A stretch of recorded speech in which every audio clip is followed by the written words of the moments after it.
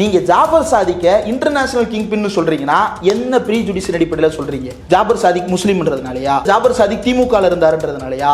எதன் அடிப்படையில் நீங்க ஜூலை 16ஆம் தேதி சர்வதேச போதைப் பொருள் கடத்தல் வியாபாரி ஜாபர் சாதிக் தொடர்புடைய இடங்களில் அமலாக்கத்துறையினர் செவ்வாய்க்கிழமை சோதனை செய்தனர். நீ சோதனையை எதன் பேர்ல நடத்துற? சர்வதேச போதைப் பொருள் கடத்தல் தலைவர்னு. சர்வதேச போதைப் பொருள் கடத்தலுக்கான எந்த முகாந்திரத்தை நீங்க கொடுக்கலன்னு இந்த பிஎம்எல்ஏவுக்கு அடிப்படை என்ன அப்படின்னா மணி லாண்டரிங் நடந்திருக்கணும். பணத்தை செலவு பண்றது அப்படின்னா கள்ள பணத்தை நல்ல பணமாக மாற்றுதல். இந்த போதைப் பொருளை வித்ததன் மூலமா பணம் வந்திருக்கணும். இந்த போதைப் பொருளை இந்த ஆள் வித்தாருனே ஆதாரம் இல்லையே.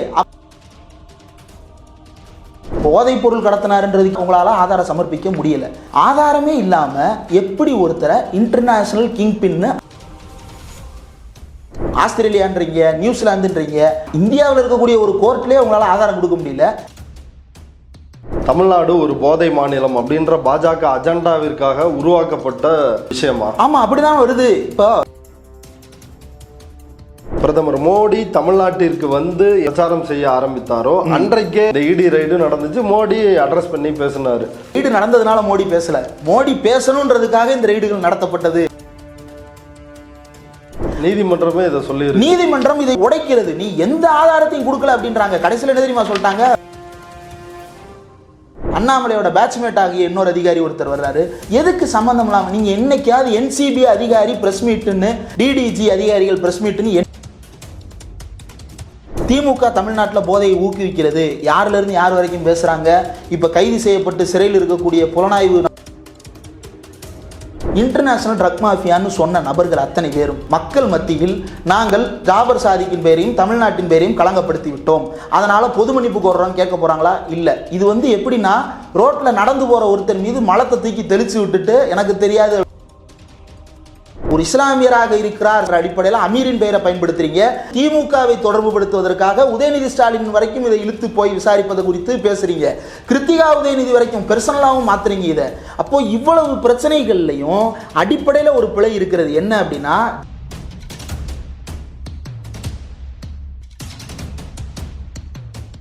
ட்ரைப்ஸ் பார்வையாளர்களுக்கு வணக்கம். சர்வதேச போதைப் பொருள் கடத்தல் கும்பலின் தலைவன் என்று அழைக்கப்பட்ட ஜாஃபர் சாதிக்கிற்கு டெல்லி பாட்டியாலா நீதிமன்றம் சமீபத்தில் ஜாமீன் வழங்கியுள்ளது. தற்போதைய நடந்து முடிந்த நாடாளுமன்ற தேர்தல் பிரச்சாரத்தில் திமுகவை சார்ந்த ஒரு நபர் போதைப் பொருளில் ஈடுபட்டு இருக்கிறார். சர்வதேச அளவில் அவருக்கு தொடர்பு இருக்கிறது. இப்படின்ற அடிப்படையில் சவுக்கு சங்கர் தொடங்கி பிரதமர் மோடி வரைக்கும் இந்தியா முழுவதும் மிகப்பெரிய அளவில் பிரச்சாரத்தை மேற்கொண்டார்கள். அமலாக்கத்துறை நார்காட்டிக்ஸ் கண்ட்ரோல் பியூரோ அது ஒரு புறம் விசாரணையை நடத்தி கொண்டிருந்தது, இன்னொரு புறம் அமலாக்கத்துறை விசாரணையை நடத்தி கொண்டிருந்தது. இதில் அமீர் முதல் கிருத்திகா உதயநிதி வரை தொடர்பு படுத்தி மிகப்பெரிய அளவில் விவாதங்கள் நடந்தன. இந்த சூழலில் ஜாஃபர் சாதிக்கிற்கு வழங்கப்பட்ட ஜாமீன் என்பது முக்கிய விவாத பொருளாக மாறியுள்ளது. ஆனால் ஊடகங்கள் பெரிய அளவில் இதை விவாதிக்க மறுத்துவிட்டன. இது குறித்து நம்மிடையே விவாதிப்பதற்காக ஊடகவியலாளர் இந்திரகுமார் தேரடி அவர்கள் இணைந்துள்ளார். வாருங்கள், அவரோடு விவாதிக்கலாம். தோழர் வணக்கம். வணக்கம். சர்வதேச போதைப் பொருள் கடத்தல் மன்னன் ஜாஃபர் சாதிக் கைது. இவர் தான் கிங் பின் அப்படின்னு நார்காட்டிக்ஸ் கண்ட்ரோல் பியூரோ ஒன்றிய போதைப்பொருள் தடுப்பு நிறுவனத்தாலேயே அறிவிக்கப்பட்டது. ஒரு மிகப்பெரிய அளவில் பரபரப்பாக பேசப்பட்டது. அவருக்கு ஜாமீன் கொடுத்துருக்குறாங்களே, இது எப்படி நடந்தது? இதில் இந்த கிங் பின் அப்படின்ற அந்த வார்த்தை ரொம்ப முக்கியம். இதை நம்ம எங்கே கேள்விப்படுவோம் அப்படின்னா ஹாலிவுட் படங்களில் தான் கேள்விப்படுவோம். அதில் என்னென்னா ஒரு பெரிய மாளிகையில் கிட்டத்தட்ட ஒரு 3000-4000 ஸ்கொயர் ஃபீட் இருக்கக்கூடிய ஒரு ஆஃபீஸில் ஒருத்தர் உட்காந்துருப்பார். கால் மேலே காலை போட்டு காடை வச்சு இது பண்ணிக்கிட்டு உலகம் முழுக்க அவர் சப்ளை பண்ணுவார். அவரை தான் கிங் பின் அப்படிம்பாங்க. பொதுவாக அந்த வார்த்தையே நம்மளுக்கு இந்த ஹாலிவுட் படங்களில் தான் அறிமுகம். போலீஸ்லேயோ அல்லது நார்காட்டிக்ஸ் கண்ட்ரோல்லையோ அல்லது பிஎம்எல்ஏலையோ இந்த வார்த்தைகள்லாம் ரொம்ப அரிதிலும் அரிதாக தான் பயன்படுத்துவாங்க. ஏன்னா அது அவ்வளோ முக்கியமான விஷயம். அப்போது இந்த கிங் பின்னுன்ற வார்த்தையை பயன்படுத்தி கிட்டத்தட்ட 9/3/2024 அதாவது கடந்த மார்ச் மாதம் 9ஆம் தேதி DDG of Narcotics control Bureau Gyaneshwar Singh IPS அப்படின்ற அந்த நபர் ஒரு அறிக்கை ஒன்று வெளியிடுறாரு, பிரஸ் ரிலீஸ் அதிகாரி. அதில் அவர் என்ன குறிப்பிடுறாருன்னா, NCB arrest kingpin in international drug trafficking network. சர்வதேச போதைப் பொருள் கடத்தல் கும்பலினுடைய தலைவன். பெரிய அதிர்ச்சியான ஒரு விஷயம். திமுக இருக்கிறாருன்றது இன்னும் பெரிய அதிர்ச்சி. ஏன்னா திமுக இந்த மாதிரி நபர்களை சேர்க்கும் பொழுது ரொம்ப ஆய்வு செய்து சேர்க்கணும். அவங்க பின்னாடி ட்ராக் ரெக்கார்ட்லாம் தெரியாமல் சேர்த்துடக்கூடாது அப்படின்றதெல்லாம் கூட முக்கியமான விஷயந்தான், அதை மறுத்துட முடியாது. அப்போது ஜாஃபர் சாதிக் அப்படின்ற அந்த நபரை வந்து இவங்க என்ன பண்ணுறாங்கன்னா kingpin of international drug trafficking network busted by NCB last month, அதாவது பிப்ரவரி மாதம் வந்து இவரை வந்து கண்டுபிடிச்சிட்டாங்களாம். கண்டுபிடிச்சு இவரை வந்து இந்தியா முழுக்க மட்டுமில்லாமல் இந்தியா, நியூசிலாந்து, ஆஸ்திரேலியா, மலேசியா உள்ளிட்ட பன்னாட்டுக்கும் இவர் வந்து இங்கிருந்து போதைப் பொருட்களை ஏற்றுமதி செய்து கொண்டிருக்கிறார். அதே போல் இவர் கையில் வந்து ஹியூஜ் அமௌண்ட் ஆஃப் மணி, வந்து பெரிய அளவிலான மணி வந்து இவர் கையில், பணம் வந்து இவர் கையில் புழங்கி இருக்கு. பல வகையான நிறுவனங்களின் மூலமாக இதை செஞ்சிருக்கிறாரு. இவர்கிட்ட 50 கிலோ சூடோ எஃபிட்ரைன் கைப்பற்றப்பட்டிருக்கு. இவருடைய அரெஸ்ட் வந்து, இது ரொம்ப முக்கியமான வரி, இந்த வரி, his arrest is a result of excellent inter agency cooperation between NCB and other agencies. அதாவது நார்காட்டிக்ஸ் கண்ட்ரோல் பியூரோவுக்கும் பல்வேறு முகமைகளுக்கும் இடையில் இருந்த மிக கச்சிதமான அல்லது மிகச்சிறப்பான ஒரு ஒருங்கிணைந்த பணியின் மூலமாக இப்படிப்பட்ட ஒரு நபரை பிடித்திருக்கிறோம். NCB is cooperating with New Zealand and Australian authorities to bust the entire transitional network, transnational network. இப்படி வந்து பன்னாட்டுக்கிடையில் நடைபெற்றக்கூடியதை வந்து நாங்கள் கண்டுபிடிக்கிறதுக்கு தீவிரமான முயற்சியில் நியூசிலாந்து, ஆஸ்திரேலியாவோடு இது போராடிட்டு இருக்கோம். அப்படி சிங்கம் படம் மாதிரி பாம் பாம், அந்த பிஜிஎம் மட்டும்தான் மிஸ்ஸிங், மற்ற எல்லாமே வந்து அப்படியே பொருந்துது. என்னடா இது இவ்வளவு பெரிய மாஃபியா கும்பல் தலைவனை தமிழ்நாட்டில் பிடிச்சிருக்காங்க இல்லைன்னு எடுத்தோடனே ஒரு பெரிய அதிர்ச்சி இருந்துச்சு. அவர் திமுகவில் இருக்கிறாருன்றது வந்து இன்னும் பெரிய அதிர்ச்சி. உடனே திமுகவில் இருந்து ஆனால் நடவடிக்கை எடுத்தாங்க. அவரை வந்து இருக்கிற கட்சியினுடைய அடிப்படை உறுப்பினர் பொறுப்பில் இருந்து உடனடியாக தகவல் வந்த உடனே நீக்கிடுறாங்க. ஆனால் தேசிய அளவில் எப்படி செய்தி கசியுது அப்படின்னா, திமுக காரர் ஒருத்தர் ட்ரக் டிராஃபிக்கிங் பண்ணிட்டு இருக்கிறாரு அப்படின்னு. இப்போ இவங்க சொல்கிற தகவலின் அடிப்படையில் பார்த்தோம்னா திமுகவில் சேர்றதுக்கெல்லாம் முன்னாடி இருந்தே அவர் ட்ரக் டிராஃபிக்கிங் பண்ணியிருப்பார். அப்படி தான் அவருடைய ட்ராக் ரெக்கார்டு தெரியுது. அப்போ திமுகவில் சேர்றது அப்படின்றது வந்து ட்ரக் டிராஃபிக்கிங் பண்ணுவதற்காக அல்ல, வேறு ஏதோ காரணங்களுக்காக சேர்றாரு அப்படின்றது. அந்த காலங்களில் அவருக்காக பால் கனகராஜ் எல்லாம் வாதாடி இருக்கிறாரு. வாதாடி வந்து விடுதலையும் செய்திருக்கிறார் பால் கனகராஜ். பால் கனகராஜ் தான் வந்து இப்போ பிஜேபியினுடைய சென்னை முகமாக அறியப்படும் நபர்கள், பாஜக துணைத் தலைவர். ஆனால் துணைத் தலைவர்ன்றது ஒரு பெரிய மதிப்புமிக்க பதவியான்னு கேள்வி இருக்கு. ஏன்னா இதுக்கு முன்னாடி ஒரு துணைத் தலைவர் பூஜை அறையில் வைத்து பஸ்ட் செய்யப்பட்டார். இப்படி பல துணைத் தலைவர்கள் இருக்கிறாங்க. அவர் ஒரு துணைத் தலைவர். அவர் இந்த கிங் பின்னுக்கு வந்து உதவி வெளியெடுத்திருக்கிறாருன்றதெல்லாம் கூட சர்ச்சையாக மாறிச்சு. இப்போ இந்த வழக்கு வந்து ஸ்பெஷல் ஜட்ஜு முன்னாடி விசாரணைக்கு வருகிறது. சுதீர் குமார் ஷிரோஹி அப்படின்ற ஜட்ஜு முன்னாடி பாட்டியாலா ஹவுஸ் கோர்ட்ஸ், அதாவது இது வந்து என்டிபிஎஸ் ஆக்டுக்காகவே அமைக்கப்பட்ட சிறப்பு நீதிமன்றம். என்டிபிஎஸ் அப்படின்றது என்னன்னா, இந்த நார்காட்டிக்ஸ் கண்ட்ரோலுக்காகவே உருவாக்கப்பட்ட சிறப்பு சட்டங்கள். எப்படி வந்து சட்டவிரோத பணப்பரிவர்த்தனைகளை தடை செய்வதற்காக ப்ரிவென்ஷன் ஆஃப் மணி லாண்டரிங் ஆக்ட்ன்ற சட்டம் உருவாக்கப்பட்டதோ, அதே போல் இந்த மாதிரியான போதைப் பொருள் கடத்தலை தடுப்பதற்காக என்டிபிஎஸ் அப்படின்ற அந்த சட்டம் வந்து உருவாக்கப்பட்டது. அதன் அடிப்படையில் தான் இப்போ ஜாஃபர் சாதிக்கின் மீது இந்த வழக்கு மட்டுமல்ல, இதில் வந்து அந்த ஞானேஸ்வர் சிங் டிடிஜி அவர் குறிப்பிட்டது போல என்னன்னா, இது வந்து பல முகமைகள் சம்பந்தப்பட்டது. அப்போ இவருக்கு 2 வகையான சட்டங்களின் மூலமாக இவர் மீது வழக்கு பதிவு செய்யப்படுது. ஒன்று என்டிபிஎஸ் ஆக்ட், இன்னொன்று என்னன்னா பிஎம்எல்ஏ ஆக்ட். இந்த என்டிபிஎஸ் தான் பேஸு. அதாவது குற்றம் எதன் அடிப்படையில் நடந்திருக்குன்னா, இந்த என்டிபிஎஸ் ஆக்டின் அடிப்படையில் தான் இந்த குற்றம் கண்டுபிடிக்கப்படுது. இதன் மூலமாக ஈட்டப்பட்ட பணம் என்பது சட்டவிரோத பண பரிவர்த்தனை அப்படின்ற காரணத்தினால அதுக்கடுத்து பிஎம்எல்ஏ அட்ராக்ட் ஆகுது. இதுதான் இப்போ இதில் வந்து கிங் பின் அப்படின்றத வந்து இவங்க வந்து என்னைக்கு கொடுக்குறாங்கன்னா, மார்ச் 9ஆம் தேதி கொடுக்குறாங்க. பொதுவாக நம்ம எல்லாருக்குமே தெரியும், காவல்துறை வந்து ஒரு வழக்கை விசாரிக்கிறாங்க அப்படின்னா அந்த வழக்கினுடைய விவரங்கள் அப்படின்றது எப்போ வெளியிடப்படும்னா, வழக்கு விசாரித்து முடித்து நீதிமன்றத்தில் அந்த வழக்கு நடைபெறும் பொழுது தான் வந்து முழுமையான விசாரணை நடைபெறும். இவரை நாங்கள் என்ன செக்ஷனில் புக் பண்ணுறோன்ற தகவல் மட்டும்தான் முதல் தகவல் அறிக்கையில் வரும். முதல் தகவல் அறிக்கையுமே வந்து தகவலாக தான் பதிவு செய்வாங்க. அவர் வந்து இவர் தான் குற்றவாளி அப்படின்னு எழுத மாட்டாங்க.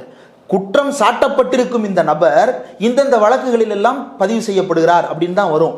ஆனால் இவங்க வந்து என்ன அப்படின்னா, பிடிக்கிறதுக்கு முன்னாடியே என்ன பண்ணிடுறாங்க அப்படின்னா, இவர் தான் வந்து Jaffer Sadiq has revealed that, அவரே ஒத்துக்கிட்டாராம் இவர் வந்து மணி லாண்டரிங் பண்ணுறாரு, போதைப் பொருள் கடத்துறாரு அப்படின்றது மட்டும் இல்லாமல் இதனால் எவ்வளவு இழப்பு இந்த நாட்டுக்கு ஏற்பட்டிருக்குன்ற அளவுக்கு இந்த அறிக்கையில் கொடுக்குறாங்க. அதாவது சார்ஜ் ஷீட்டில் என்னென்னலாம் வர வேண்டியதோ அதை பூரா இவங்க வந்து 9ஆம் தேதி மார்ச் மாதமே கொடுத்துட்றாங்க. சரி, அப்போ வந்து லம்பா சிக்கிட்டாங்க போல அப்படின்னு.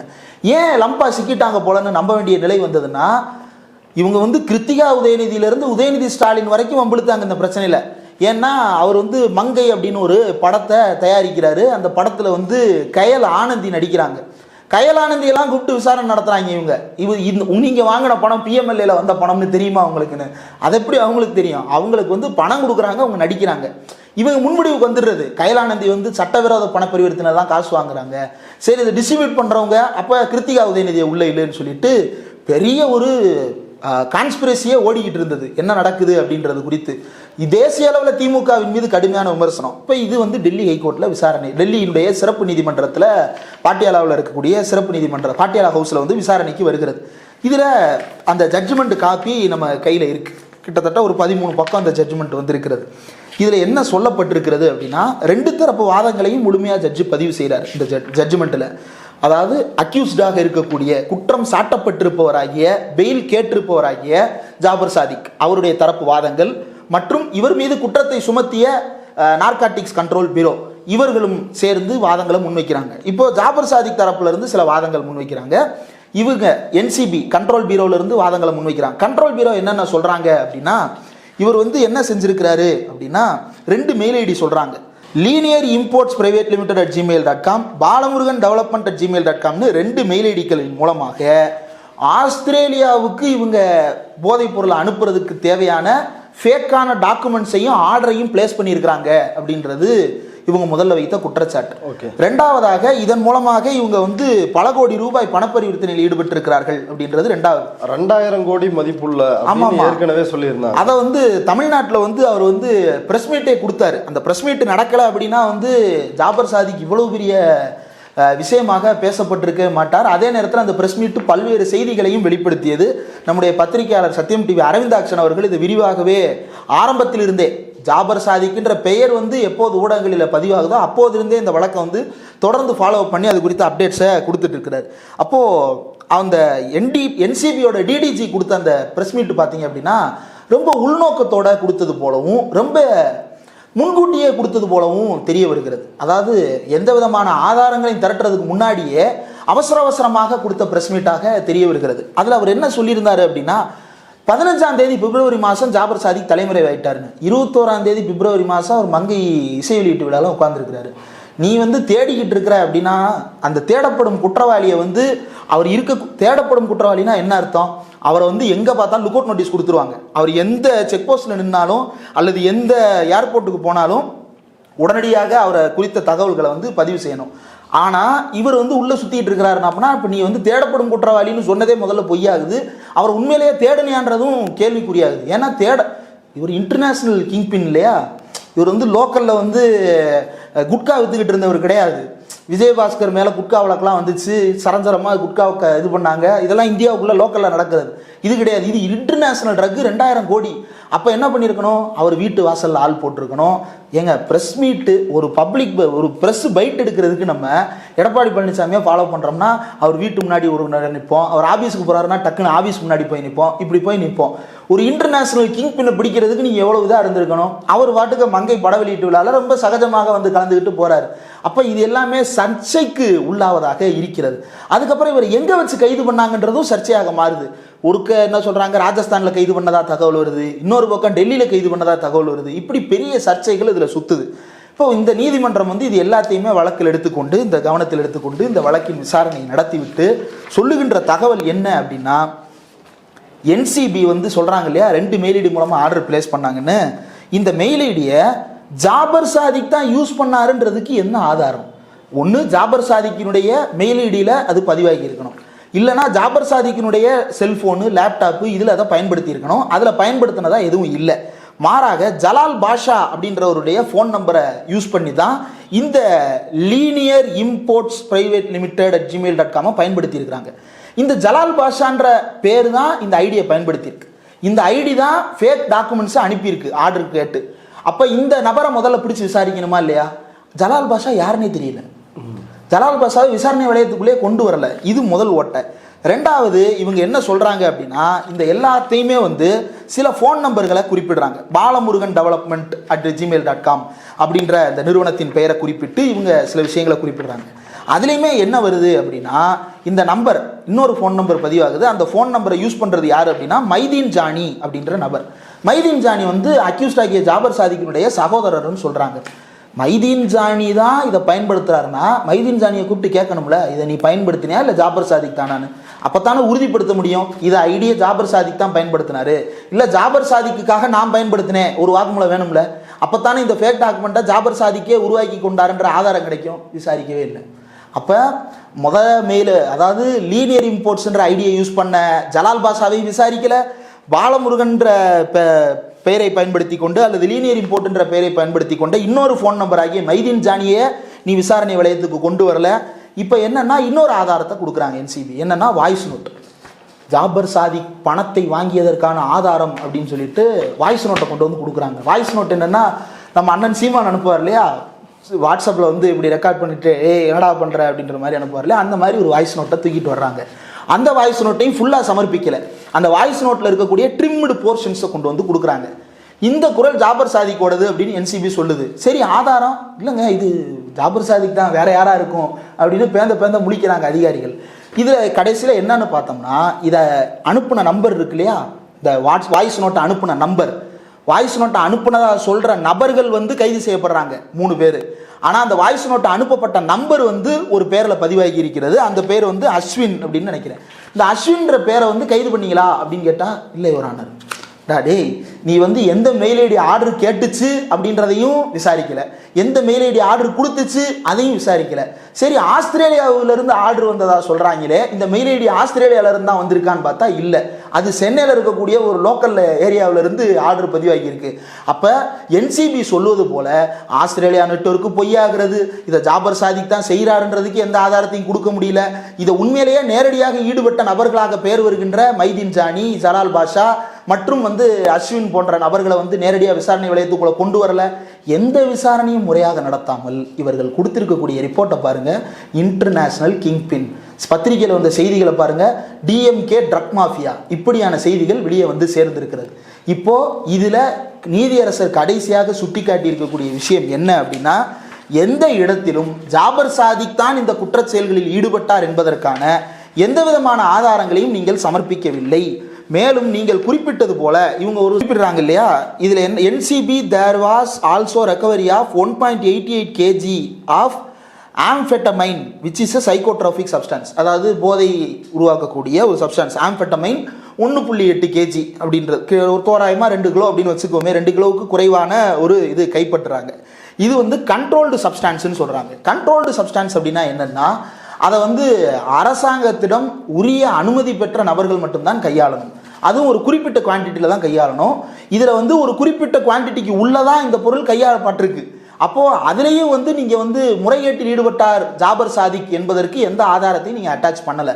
அப்போது இந்த வழக்கு எப்போ ஆரம்பிக்குது அப்படின்னா, பிப்ரவரி மாதம் ஆரம்பிக்குது. ஞானேஸ்வர் சிங் சொல்கிறதுலேருந்து பார்க்கும் பொழுது பிப்ரவரி மாதம் ஆரம்பிக்கின்ற வழக்கில் மார்ச் மாதம் கைது செய்யப்பட்டு ஏப்ரல், மே, ஜூன், ஜூலை இந்த 6 மாத காலத்தில் எந்த ஆதாரத்தையும் நார்காட்டிக்ஸ் கண்ட்ரோல் பியூரோ கைப்பற்றவில்லை. ஆனால் ஆதாரத்தையே கைப்பற்றாம இவங்க என்ன குறிப்பிடுறாங்க அப்படின்னா, இன்டர்நேஷனல் கிங்பின், அது இன்டர்நேஷனல் ஐடிலாம் இல்லை, சென்னையில் இருக்கக்கூடிய லோக்கல் ஐடிப்பா, ஐபி அட்ரஸை கூட உனக்கு வெரிஃபை பண்ண தெரியலையா அப்படின்னு சொல்லிட்டு கேட்குறாங்க. கூடுதலாக இந்த 2 மெயில் ஐடி சொன்னேன் இல்லையா, பாலமுருகன் டெவலப்மெண்ட்ன்ற ஒரு மெயில் ஐடி, லீனியர் இம்போர்ட்ஸ்ன்ற ஒரு மெயில் ஐடி, இந்த 2 மெயில் ஐடிக்கு இருக்கக்கூடிய தொடர்பை நீங்கள் எஸ்டாப்ளிஷ் பண்ணலை. அப்போ எந்த விஷயமும் இதில் நிரூபிக்கப்படவில்லை என்பதை தாண்டி எதையுமே இவங்க உருப்படியாக விசாரிக்கவே இல்லைன்றது தான் முதல் குற்றச்சாட்டே. அப்போ இது அடிப்படையாக தேர்தலை முன்வைத்து போதைப் பொருள் கடத்துகிறது திமுக, தமிழ்நாடு ஒரு போதை மாநிலம் அப்படின்ற பாஜக அஜெண்டாவிற்காக உருவாக்கப்பட்ட ஒரு விஷயமா? ஆமா, அப்படிதான் வருது. இப்போ நீங்க உண்மையிலேயே ஜாபர் சாதிக் தான் குற்றவாளி அப்படின்றதுக்கான ஆதாரத்தோட கைது பண்ணதா தான் நீங்க மார்ச் மாதம் கொடுத்த அறிக்கை இருக்கிறது. அப்புறம் ஜாபர் சாதிக் வந்து உண்மையை ஒத்துக்கொண்டாருன்னு வேற நீங்க சொல்றீங்க. அப்படி எதையுமே வந்து இந்த நீதிமன்ற ஆணையில நீங்க குறிப்பிடல. ஜாபர் சாதிக் ஒத்துக்கிட்டார் அப்படின்றதுக்கான எந்த ஆதாரத்தையும் நார்காட்டிக்ஸ் கண்ட்ரோல் பியூரோ NDPS ஆக்டின் அடிப்படையில் சமர்ப்பிக்கவே இல்லை. அப்போ நீங்க சொன்ன எல்லாமே பொய்யா வருது. அப்ப பொய்க்கு காரணம் என்ன அப்படின்னு பார்த்தோம்னா, ஞானேஸ்வர் சிங் அன்னைக்கு கொடுத்த அந்த பேட்டி எடுத்து பாருங்க. அதுல அவர் குறிப்பிடக்கூடிய வார்த்தைகள், அதுல அவர் குறிப்பிடக்கூடிய விஷயங்கள், இதுல அவர் யார் வரைக்கும் விசாரிக்கிறோம், உதயநிதி ஸ்டாலின் வரைக்கும் கூட இந்த விசாரணை நீளுவதற்கான வாய்ப்பு இருக்கின்ற வகையில தான் இவங்க பேசினது எல்லாமே நடைபெற்றது. அமீர், இயக்குனர் அமீர் மட்டும் கிடையாது, பல்வேறு சினிமா பிரபலங்கள் ஈடுபட்டு இருக்கிறாங்க. அவங்களையும் நாங்க விசாரிக்கிறோம், அமீரையும் நாங்க விசாரிக்கிறோம். அமீர் இதனால கடுமையான மன உளைச்சலுக்கு உள்ள, அதாவது ஒரு நபர் அப்படின்னு இருக்கிறாருன்னா அந்த நபர் கூட 1000 பேர் பேச்சுவார்த்தையில் இருப்பாங்க. நீங்க 1000 பேரை விட்டு விசாரிக்கிறீங்க அப்படின்னா முதல்ல இந்த கேஸ்ல சம்பந்தப்பட்ட ஆளுங்களை நீ விசாரிச்சியா? அதுவே விசாரிக்கல. அதுக்குள்ள நீ அமீரை விசாரிப்பேன்ற, கிருத்திகா விசாரிப்பேன்ற, உதயநிதியை விசாரிப்பேன்ற, இதுல மங்கை பட குழுவினரை விசாரிக்கிறேன்னு இறங்கி இருக்கிற. ஆனா இந்த மெயில் ஐடியை ஹேண்டில் பண்ண 4 பேர், அதான் சொன்னேன் இல்லையா, அகிலேஷ்ன்ற நபரை விசாரிக்கல, ஜலால் அப்படின்றவரை விசாரிக்கல, அல்லது இன்னும் சில நபர்கள் இருக்கிறாங்க அவங்களையும் விசாரிக்கல. இப்படி யாரையுமே விசாரிக்காம நீங்க சம்பந்தம் இல்லாத பெயர்களை பயன்படுத்துறீங்க. யார் யார் பேரை பயன்படுத்துறீங்க? ஒரு இஸ்லாமியராக இருக்கிறார், சமூகத்தில் அங்கீகரிக்கப்பட்டவராக இருக்கிறார் என்ற அடிப்படையில் அமீரின் பெயரை பயன்படுத்துறீங்க, அமீரின் நண்பர்னு கிளப்பி விடுறீங்க. ரெண்டாவது, திமுகவை தொடர்பு படுத்துவதற்காக உதயநிதி ஸ்டாலின் வரைக்கும் இதை இழுத்து போய் விசாரிப்பது குறித்து பேசுறீங்க. கிருத்திகா உதயநிதி வரைக்கும் பெர்சனலாகவும் மாத்துறீங்க இதை.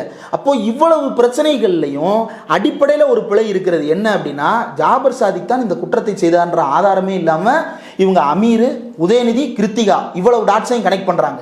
நீதிமன்றமே இதை சொல்லி, நீதிமன்றம் இதை உடைக்கிறது. நீ எந்த ஆதாரத்தையும் கொடுக்கல அப்படின்றாங்க. கடைசியில் என்ன தெரியுமா சொல்லிட்டாங்க? முதல்ல அவர்கிட்ட இருந்து பறிமுதல் செய்யப்பட்ட அந்த பாயிண்ட்ஸ்ல வந்து கடைசியாக வந்து 8 பாயிண்ட் கொடுத்துருக்காங்க.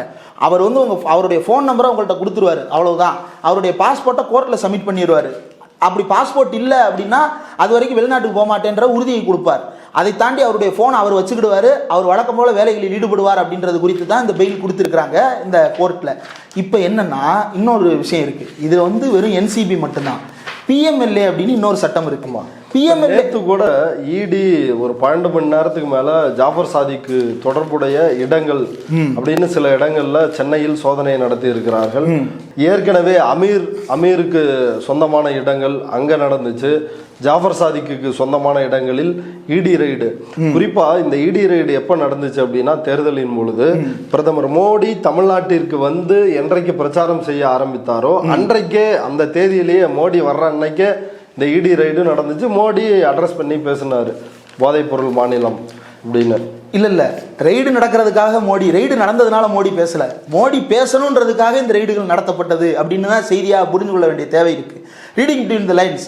அதாவது இந்த எல்லாத்துக்கும் இடையில இருக்கக்கூடிய அரசியல் நுட்பமாக கவனிங்க. திமுகவை தொடர்பு படுத்தி தான் இது மொத்த இதுவும் நகர்த்தப்பட்டது. திமுக தமிழ்நாட்டில் போதையை ஊக்குவிக்கிறது, யாரிலிருந்து யார் வரைக்கும் பேசுகிறாங்க. இப்போ கைது செய்யப்பட்டு சிறையில் இருக்கக்கூடிய புலனாய்வு நபர்கள்லேருந்து, அதிமுகவினுடைய பொதுச் செயலாளரிலிருந்து, பாஜகவினுடைய தலைவரிலிருந்து, பிரதமர் மற்றும் உள்துறை அமைச்சர் வரைக்கும் அவ்வளவு பேரும் கோடு போட்டது மாதிரி say no to drugs, drug free Tamil Nadu, DMK drug mafia, DMK mafia, இந்த ஹேஷ்டேக் எல்லாம் பாருங்க இவங்க எல்லாரும் காமனாக செயல்படுத்தியிருப்பாங்க. ஏன்னா காமனான ஐடி விங் தான் செயல்பட்டு இருக்கு. அதே ஐடி விங்கின் அறிவுறுத்தலில் தான் என்சிபியும் செயல்படுதான்ற சந்தேகமும் இப்போ வந்து சேர்ந்துருச்சு. ஏன்னா என்சிபியினுடைய அடிப்படையில் என்ன பதிவு செய்யப்படுதுன்னா பிஎம்எல்ஏ பதிவு செய்யப்படுது. இப்போ நேற்றைக்கு தினமணியில் வந்த செய்தியை பார்த்தா அப்படின்னா, அதில் வந்து ஜூலை 16ஆம் தேதி சர்வதேச போதைப் பொருள் கடத்தல் வியாபாரி ஜாபர் சாதிக் தொடர்புடைய இடங்களில் அமலாக்கத்துறையினர் செவ்வாய்க்கிழமை சோதனை செய்தனர். நீ வந்து சோதனையை எதன் பேரில் நடத்துகிற? சர்வதேச போதைப் பொருள் கடத்தல் தலைவர்னு. சர்வதேச போதைப் பொருள் கடத்தலுக்கான எந்த முகாந்திரத்தை நீ கொடுக்கலன்னு சிறப்பு நீதிமன்றம் வந்து அவருக்கு பிணை கொடுத்து விட்டது. அப்போ மீண்டும் மீண்டும் அவரை சர்வதேச போதைப் பொருள் கடத்தல் மன்னன் அப்படின்னு குறிப்பிடுறதே முதல்ல அடிப்படையில் பிழையான வாதம். முதல்ல நீங்க சான்றாவணத்தை கொடுங்க, சான்றாவணத்தை கொடுத்துட்டு அவரை போதைப் பொருள் கடத்தல் மன்னன் சொல்லுங்க. சான்றே இல்லாம சொல்றது அவதூறை உருவாக்குவது, அல்லது இங்க இருக்கக்கூடிய ஒரு சமூகத்தையோ கட்சியோ குறிவைத்து நடத்துகின்ற அரசியல் தான். இதுல இந்த சோதனையில பிஎம்எல்ஏ ஈடுபடுறாங்க. அதாவது 10ஆம் தேதி இந்த ஆர்டர் வருது, 16ஆம் தேதி பிஎம்எல்ஏ. அப்போ நீ சோதனையே நடத்தாம தான் இவ்வளவு நாள் வழக்கு நடத்திட்டு இருந்தியான்ற கேள்வி வருது. பல கட்டங்களாக ஏற்கனவே நம்ம பார்த்தோம். ஜாபர் சாதிக்கினுடைய வீட்டு ஏற்கனவே சோதனை நடந்திருந்தாலும் அதுல எதுவும் கிடைக்கலன்னு நினைக்கிறேன். எந்த ஆதாரத்தையும் சமர்ப்பிக்க முடியல இவங்களால, அல்லது கொடுப்பதற்கேற்ற ஆதாரங்கள் இவங்கள்ட்ட இல்லை. இவங்க நடத்தின ரெய்டு பூராமே ஒரு பொலிட்டிக்கல் ஜும்லா அப்படின்னு தான் வந்து நிற்கிது இன்னைக்கு. இந்த பொலிட்டிக்கல் ஜும்லா இல்லாமல் உண்மையிலே ஏதாவது கிடச்சிருந்தா நீங்கள் கோர்ட்டில் கொடுத்துருக்கணும். கோர்ட்டில் தான் கொடுக்கல. அப்போ இது பொலிட்டிக்கல் ஜும்லா தான் அப்படின்ற விமர்சனத்துக்கு இது முழு தகுதியுடைய ஒரு வழக்கு அப்படின்னு தான் பார்க்க வேண்டியது இருக்கிறது.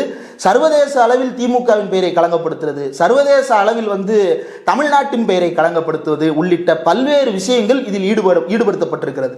அப்போ இந்த என்சிபி அதிகாரிகள் மீது கனத்த சந்தேகங்கள் ஏற்படுகிறது. இந்த அதிகாரிகள் யார் பெயரால் இயங்குகிறார்கள்? அந்த அதிகாரி மட்டுமல்ல, இன்னும் பல அதிகாரிகள். அண்ணாமலையோட பேட்ச்மேட் ஆகிய இன்னொரு அதிகாரி ஒருத்தர் வர்றாரு, அவரும் வந்து இது தொடர்பாக வந்து பிரஸ்ஸை சந்திக்கிறாரு. எதுக்கு சம்பந்தம் இல்லாமல் நீங்கள் என்னைக்காவது என்சிபி அதிகாரி பிரஸ் மீட்டுன்னு, டிடிஜி அதிகாரிகள் பிரஸ் மீட்டுன்னு என்னைக்காவது செய்தி கேள்விப்பட்டிருக்கீங்களா? போலீஸ் தான் சந்திப்பாங்க. போலீஸும் எப்போ சந்திப்பாங்க? முக்கிய வழக்கில் இப்போ சென்னை கமிஷனர் மீட் பண்ணாருல்ல சந்தீப் ராய் ரத்தோர், அந்த மாதிரி தான் ஆம்ஸ்ட்ராங் மேட்டர். சமூக ரீதியாக ஒரு பெரிய அழுத்தம் உருவாகும் போது தான் இதை சந்திப்பாங்க. இப்போ சமூக அழுத்தத்தை உருவாக்குறதுக்காகத்தான் தேசிய ஊடகங்களை பயன்படுத்துறது.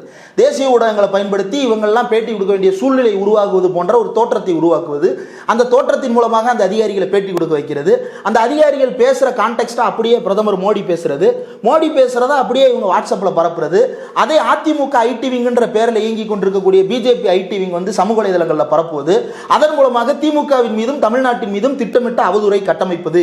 இதுதான் இதனுடைய முழுமையான நோக்கம். இதை தவிர வேற எதுவுமே இருப்பதாக இதில் சாட்சியங்கள் இல்லை. இந்த பிஎம்எல்ஏவுக்கு அடிப்படை என்ன அப்படின்னா, மணி லாண்டரிங் நடந்திருக்கணும். மணியை லாண்டரிங் பண்ணணும். லாண்டரிங் அப்படின்னா சலவை செய்தல். பணத்தை செலவு பண்றது அப்படின்னா கள்ள பணத்தை நல்ல பணமாக மாற்றுதல். செலவு பண்றதுக்கு முதல்ல பணம் ஒன்று இருந்திருக்கணும். அந்த பணம் எங்க இருந்து வரும்? இந்த போதைப் பொருள் முறையில் இந்த போதைப் பொருளை வித்ததன் மூலமா பணம் வந்திருக்கணும். இந்த போதைப் பொருளை இருந்தாலும் வித்தாருனே ஆதாரம் இல்லையே. அப்புறம் எதை வைத்துக் கொண்டு பிஎம்எல்ஏ வழக்கு பதிவு செய்யப்பட்டிருக்கிறது?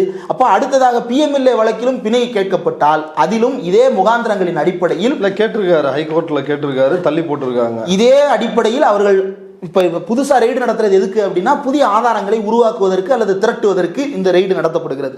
இந்த ரெய்டுலையும் எந்த ஆவணங்களும் இவங்களுக்கு கிடைக்கல அப்படின்னா அதிலும் பிணை தான் கிடைக்கும். இப்போ என்னுடைய கேள்வி என்னன்னா, இன்டர்நேஷனல் ட்ரக் மாஃபியான்னு சொன்ன நபர்கள் அத்தனை பேரும் வரிசையாக வந்து மக்கள் மத்தியில் நாங்கள் ஜாபர் சாதிக்கின் பேரையும் தமிழ்நாட்டின் பேரையும் களங்கப்படுத்தி விட்டோம், அதனால பொது மன்னிப்பு கோர்றோம் கேட்க போறாங்களா? இல்லை. இது வந்து எப்படின்னா, ரோட்டில் நடந்து போகிற ஒருத்தர் மீது மலத்தை தூக்கி தெளிச்சு விட்டுட்டு எனக்கு தெரியாது அப்படின்ட்டு போகிற மாதிரி தான்.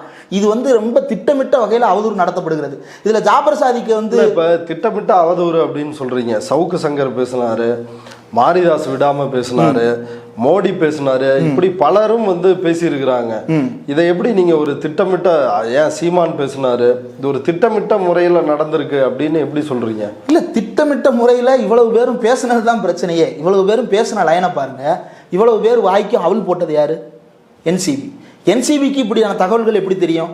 ஜாபர் சாதிக்ன்ற ஒருத்தரை ட்ரேஸ் பண்றீங்க, நீங்க ஜாபர் சாதிக்க ட்ரேஸ் பண்றீங்க, தாராளமா பண்ணுங்க சார். ஜாபர் சாதிக்கு என்ன, எந்த சாதிக்கா இருந்தாலும் சரி கூப்பிட்டு விசாரணை நடத்துங்க, குற்றம் செஞ்சிருந்தா தண்டனை வாங்கி கொடுங்க, ஆதாரங்களை கொடுத்துட்டு. அவர் ஒரு இஸ்லாமியரா இருக்கிறது வந்து இந்தியா முழுக்க இந்த பிரச்சாரத்துக்கு ஒரு தீயாய் பரவுவது போல இது ரொம்ப பெரிய ஒரு எப்படி சொல்றது, இந்த எரியிற நெருப்புல உமிய தூக்கி போட்ட மாதிரி வந்து இது ஜாபர் சாதிக்கின்ற பேர் வந்து இன்னும் உங்களுக்கு பயன்பட்டது. ஜாபர் சாதிக்காவே இருக்கட்டும், அவர் குற்றம் செஞ்சிருந்தா தண்டனை வாங்கி கொடுங்க, ஆதாரத்தை கொடுத்துட்டு என்னாலும் பேசுங்க. ஆதாரமே இல்லாம என்சிபி கொடுத்த தகவல்களை சீமான் பேசுறாரு, அண்ணாமலை பேசுறாரு, சவுக்கு சங்கர் பேசுறாரு, மாரிதாஸ் பேசுறாரு, அண்ணாமலை பேசுறாரு. இவங்க எல்லாரும் பேசுறது எதன் அடிப்படையில்? என்சிபி பேசுறதன் அடிப்படையில். மோடி பேசுறது எதன் அடிப்படையில்? என்சிபியின் அடிப்படையில். அப்ப என்சிபிக்கு இந்த தகவல்களை கொடுத்தது யார்? இன்டர்நேஷனல் கிங் பின்னு என்சிபி சொல்றாங்கல்ல. இப்போ உங்கள்கிட்ட ஆதாரமே இல்லை. அவர் வந்து போதைப் பொருள் கடத்தினாருன்றதுக்கே உங்களால் ஆதாரம் சமர்ப்பிக்க முடியலை. ஆதாரமே இல்லாமல் எப்படி ஒருத்தரை இன்டர்நேஷனல் கிங் பின்னு அடையாளப்படுத்த முடியும்? அப்போ ஒரு பாலிட்டிக்ஸ் இருந்தால் மட்டும்தான் ஒருத்தரை என்னவா ப்ரீஜுடிஸ் பண்ணுறதுன்ற இடமே வந்து சேரும்.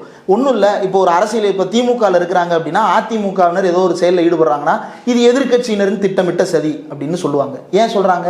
அது அவங்களோட அரசியல். எதிர்கட்சிக்காரன் பண்ணால் அது திட்டமிட்ட சதி அப்படின்னு பேசுறது இவங்களுடைய அரசியல். பொலிட்டிக்கல் ப்ரீஜுடிஸில் இருந்து அவங்க அதை சொல்கிறாங்க. அதிமுக ஆளுங்கட்சியாக இருக்கும்போது திமுக ஏதோ ஒன்று பண்ணால் அதிமுக இதையே சொல்லும், திமுக வந்து திட்டமிட்டு சதி செய்கிறதுன்னு சொல்லும். ஏன்னா அது பொலிட்டிக்கல் ப்ரீஜுடிஸ். நீங்கள் ஜாபர் சாதிக்க இன்டர்நேஷனல் கிங் பின்னு சொல்கிறீங்கன்னா என்ன ப்ரீஜுடிஸ் அடிப்படையில் சொல்கிறீங்க?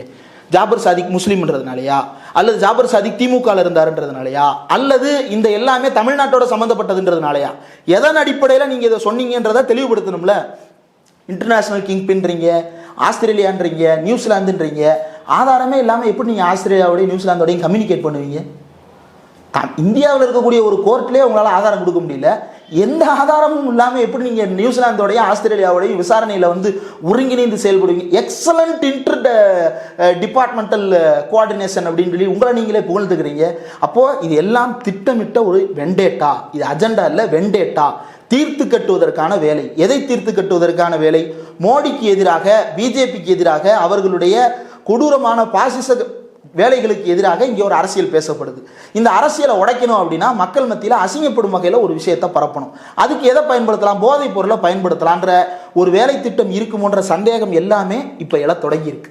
இதற்கு போதைப் பொருள் தடுப்பு பிரிவாக இருக்கட்டும் அல்லது பிஎம்எல்ஏவாக இருக்கட்டும் உரிய பதிலை கொடுக்காத வரையில் இவர்கள் இந்த விசாரணையிலையும் இந்த வழக்கிலையும் கடுமையான விமர்சனங்களை சந்திக்கத்தான் வேண்டும். ஓகே, இது ஃபர்தராக இந்த அமலாக்கத்துறை வழக்கில் நீதிமன்றம் என்ன முடிவு எடுக்க போகுதுன்னு பொறுத்திருந்து பார்க்கலாம். இவ்வளவு நேரம் நம்முடைய நேயர்களுக்காக உங்களுடைய கருத்துக்களை பகிர்ந்துட்டதுக்கு மிக்க நன்றி. இதில் வந்து இந்த அமலாக்கத்துறை கைது செய்வது அப்படின்றது தொடர்பான அரவிந்த் கெஜ்ரிவாலை கைது செஞ்சாங்க. இதே மாதிரி ஆதாரம் இல்லாமல் தான் கைது செஞ்சு வச்சிருக்கிறாங்க. அந்த வழக்கை வந்து ஒரு பெரிய பெஞ்சுக்கு இப்போ மாற்றி அறிவித்திருக்கிறார்கள் உச்சநீதிமன்ற நீதியரசர்கள். கான்ஸ்டியூஷன் பெஞ்ச் விசாரிக்கும் சொல்லியிருக்கிறாங்க. அந்த பெரிய பெஞ்சினுடைய விசாரணையில் பல வழக்குகள் உடைந்து சுக்குநூறாக போவதற்கு வாய்ப்பு இருக்கிறது. பொறுத்திருந்து பார்ப்போம்.